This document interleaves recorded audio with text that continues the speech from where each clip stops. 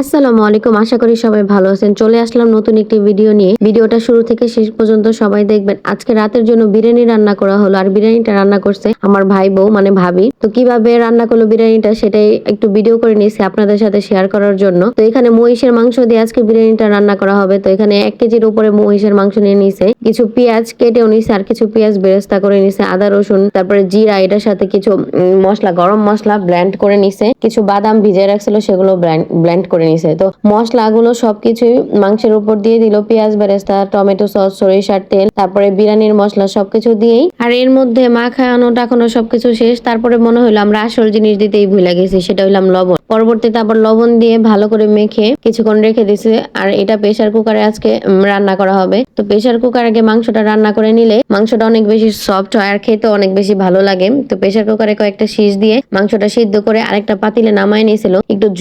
আরেকটু রান্না করে নিয়েছে যাতে ঝোলটাও শুকায় যায় আর মাংসের মানে মশলার যে একটা কাঁচা গন্ধ থাকে সেটাও থাকে না। তো মাংসটা রান্না করে আর ঝোলটা আর মাংসটা আলাদা করে নিয়েছে। আর এই মশলাটার মধ্যেই পোলার চালটা আগে থেকে ধুয়ে রাখছিল সেটা দিয়ে নিছে। এটা কিছুক্ষণ ভেজে নিয়ে কেটলিতে গরম পানি দিয়ে দিছে। তো গরম পানিটা এখানে দিয়ে দিবে। গরম পানি দিয়ে একদম পানিটা শুকায় আসবে কিন্তু চালটা ফুটবে না, ওই পর্যাতেই মাংসগুলো দিয়ে ভালো করে ঢেকে দিবে। চালটা দিয়ে মাংসটা ঢেকে কিছুক্ষণ দমে রাখবে। তারপরে এটার উপরে কাঁচা মরিচ, আলু বকরা, ঘি দিয়ে আরোবার কিছুক্ষণ দমে রেখে দিবে।